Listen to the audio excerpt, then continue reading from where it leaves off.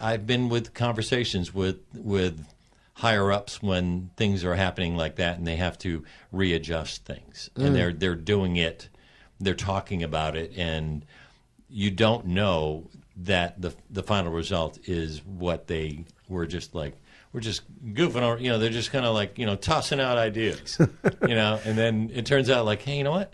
That's actually a pretty good idea. We should do that, And that is the voice of Nolan, former radio personality on Z104 Washington, D.C., as well as 95.9 The Fish in Southern California. Now, last time we were talking about Mick Fleetwood and some cool stories about him and his shop he had, or restaurant he had in Virginia. And our conversation continues now, more about that classic rock legend. He showed up and he gave me a big, huge Fleetwood sweatshirt. Wow. From his bar. And it was fun. It was cool. And he was a really cool guy. He was a really nice guy. I've met him twice, actually. The first time was at the 97.1 KLSX record show. Oh, wow. That took place at the Bonaventure Hotel.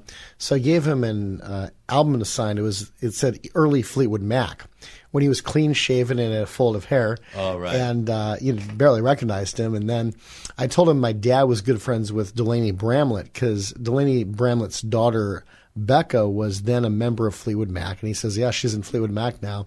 Wow. She was in the group for about 3 or 4 years. It was Becca Bramlett, Billy Burnett, and then Christine McVie were the 3 singers by that point. Right. Unfortunately, no hit records with that lineup, but 3 great talents still nonetheless. And Lindsey Buckingham came much later after that? Well, actually, he rejoined the group later on, because this was after he had left the group. So when he left the group in 1987, they had to replace him with 2 musicians. So they got Billy Burnett on lead vocals and rhythm guitar, and then they hired a guy named Rick Vito on lead guitar. And so Billy Burnett's related to Johnny Burnett, Dorsey Burnett, and T-Bone Burnett. Right. He's part of that family. So great talent. But then I think they had 1 or 2 other hits with the Billy Burnett lineup. And, of course, Stevie Nicks and Christine McVie remained in the group, at that point for a couple of years at least. But then I think when Bill Clinton brought Fleetwood Mac back together to perform during his first inauguration. Yeah, that's right. When they kind of set the ball rolling. And then a couple of years later, in 1997, when they did that live album, The Dance, and kind of recreated the look of the Rumors album cover, but with all the members instead of just Mick and Stevie. That's when they kind of officially got back together.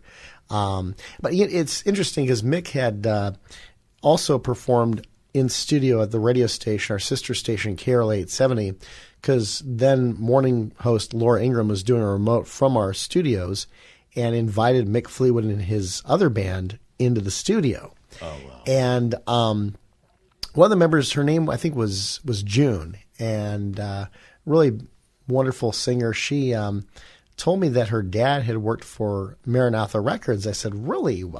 By the way, would you happen to know a guy named Tommy Walker, a worship leader? She said, actually, I'm going to be performing as part of his choir in the Philippines in a couple weeks. It's a small world. Small world. Yeah. And then Mick's guitarist for that group was a big fan of the Byrds like I was, so we got to talking about that. So it was really neat. I wished I'd taken a picture with Mick. I didn't either time. Maybe I could still do that, if I met him again. But, I was like, why did I do that, doggone it? Well, in the moment, sometimes you don't think about that stuff. No, you don't. I've missed so many photographs with people, and just because you don't want to bug them or something. Yeah. It's like everybody. But in Christian radio, everybody is very, very open. Oh, yeah. And they'll sit down and talk to you, have coffee with you and stuff like that. Like Lauren Daigle was just so easy, very easy to talk to, and one of the best voices in all of music. I think she is also singing. I just got word that she's singing for a Trump organization for something. Oh, wow. A charity of some sort? Yeah, no, some kind of, she's singing. Oh, no, she's singing at the Super Bowl. Oh, it's right, the Super Bowl. Yeah. I didn't know that. That's kind of a Trump thing. He just has everything now. The Super Bowl and everything, and Lauren Daigle and everything. Yeah. Oh, man. Now, Hello. You went through a bunch of radio stations from top 40 to oldies Yep. to other things. What were some of the coolest contests you ever had or you got to present on those radio stations over the years? Wow, that is really tight. We had Beat the Clock on WPGC, which was a kind of a thing like you had to answer something within a certain time span. That was kind of fun.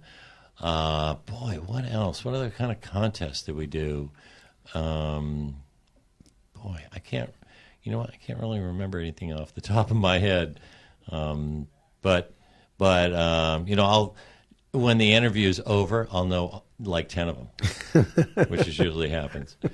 Was there like, you know, I remember Kiss FM years ago had a brand new Ferrari with $10,000 in the glove compartment. Oh, okay, good. I'm glad you bring that up. Go ahead. Yeah, we actually had, I was working with Billy Bush in Washington, D.C., and the station was Z104, and we gave away Zs.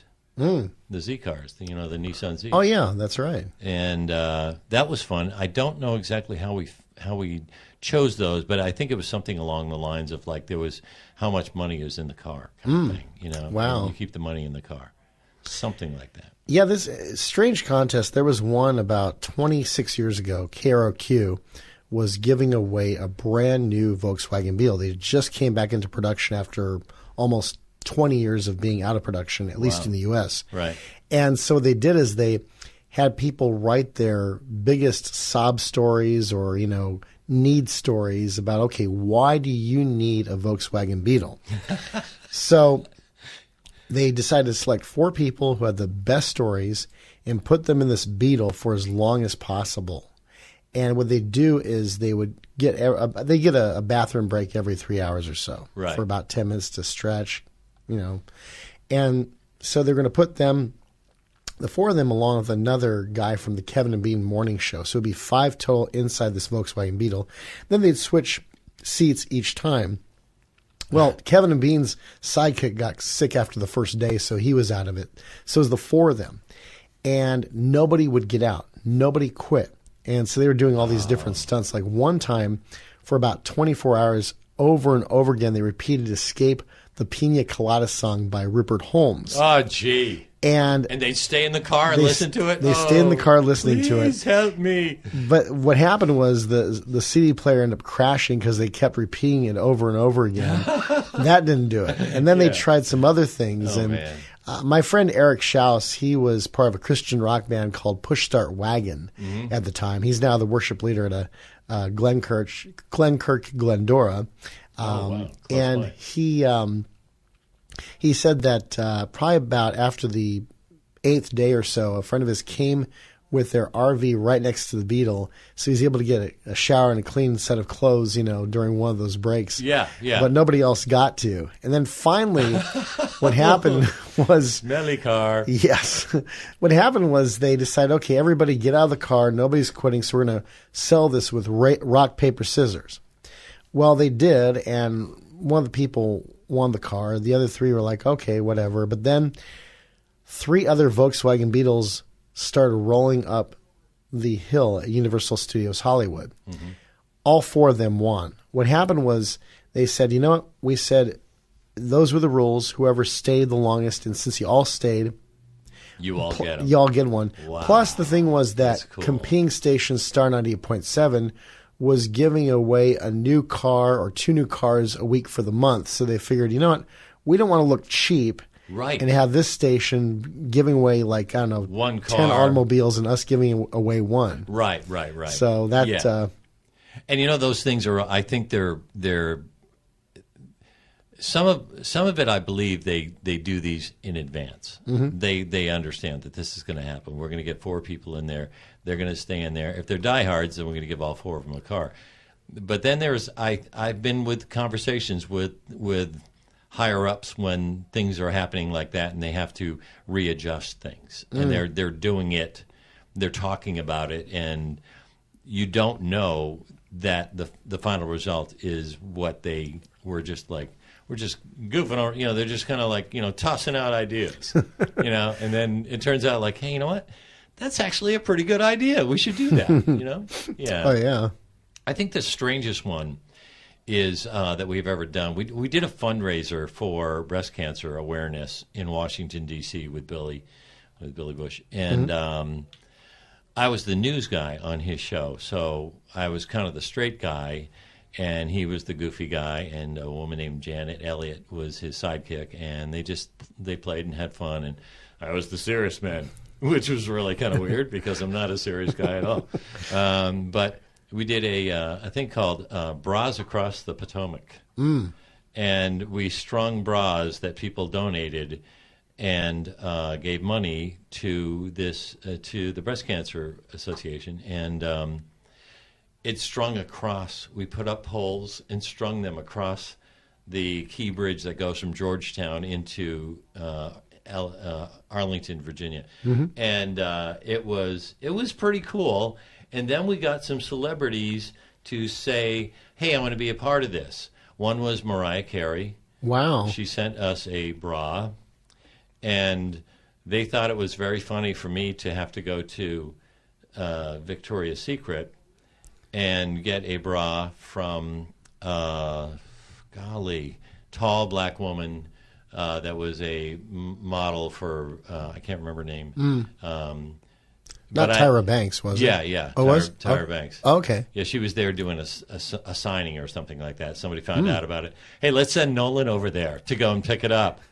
I am here for your undergarments.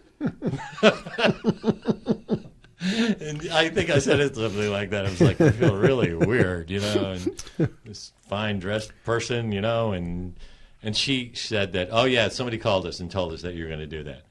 And then we auctioned them off. And the Mariah Carey, Tyra Banks' went, boom, that went fast. They took that right away. And then the Mariah Carey one was bought, and man, they spent like $5,000 on it. And the person that bought it 10 minutes later calls back and says, you know what? Keep my money. I'm going to give you back the bra so that you can do it again. Wow. So we ended up maybe raising $20,000 because that's what happened over and over and over again. Somebody else would buy it for $5,000 or $10,000, and it got bigger and bigger and bigger. And they raised a lot of money for we raised a lot of money for breast cancer survivors and people that need help. Dang. Like that. How many brassieres were donated by listeners, do you think? Because it reached way across. It went across both sides of the Key Bridge. So probably 50 or 100 maybe, somewhere around there. Maybe 50 on each side. Wow. And it was weird because it got everyone's attention. People going to work in the morning and they see all these, bras hanging on the Key Bridge. And they're like, I don't know what this is, so... And then, of course, somebody held up a big sign, and they were able to tune in and listen to it. But okay. It was kind of interesting. It was kind of cool. Free publicity for very low money. Yeah. It was, and it was fun. It was awkward when I had to go to Victoria's Secret. Hi, how you doing? Yeah, I'm here. I didn't want to tell you why. It was one of the most ridiculous things I've ever done. Now I'm thinking the Fish have maybe had a stunt where one of the Orange County bridges had a bunch of tackle boxes across it or something. Oh, that'd be cool. Well, it's too late now, I unfortunately. don't know. Yeah, now we can't. Our last week. Now you also like to read to children in the various markets you've been. What were some of your favorite stories to read, and any interesting stories about kids you interacted with? I read a lot of. It started with I was working for a company, Bonneville, and that's where Billy and I were working and stuff. And I started that, and because they were talking about all the things that Bonneville does. Their company does this, does this outreach, and all these things.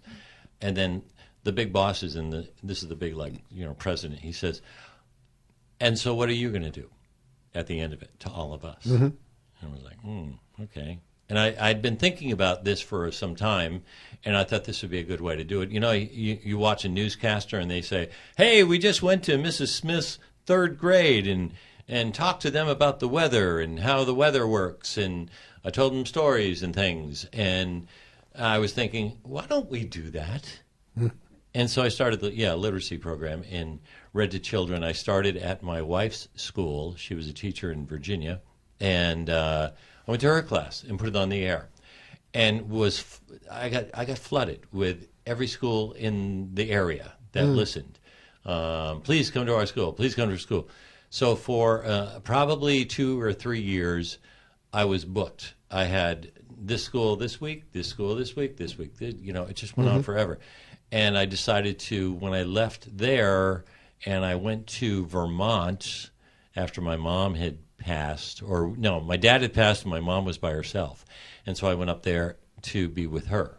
And I kept the reading thing going on there, and actually went into Canada and read to kids. Wow. Because the signal was huge. And it went into Montreal, so we went into and you didn't need a passport back then. Didn't need a passport, exactly. You just walk in. You basically show an ID at the border, and boom, you're good to go.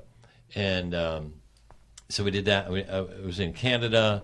I went into New Hampshire. I went into Maine. I went into Massachusetts, New York State. That was huge. And then of course, through where did I go? San Diego. I had it there. We had a Geico sponsorship in D.C., and they pulled in a lot of cash, our salespeople, for doing that. Just Geico said, yeah, we want to be a part of this. Wow. And so I'd have to go and visit, the Geico people occasionally. Hey, you guys are awesome. Actually, they were our car insurance, so it was okay. But it was fun. Yeah, the reading program was really awesome. We're talking with Nolan, radio personality, formerly of 95.9 The Fish in Southern California, as well as The Walrus in San Diego and many other stations on the East Coast. By the way, subscribe to our YouTube channel if you haven't done so already. It's very simple. It's free. And also, we'll keep you informed about different podcasts coming up. And if you'd like to write me, it's joshdj57 at gmail.com. That's joshdj57 at gmail.com. And next time, we'll be talking about amusement parks. We'll find out what his favorite roller coasters were over the years in the various markets he was in, plus an interesting publicity stunt. How long did he one time ride one of his favorite roller coasters?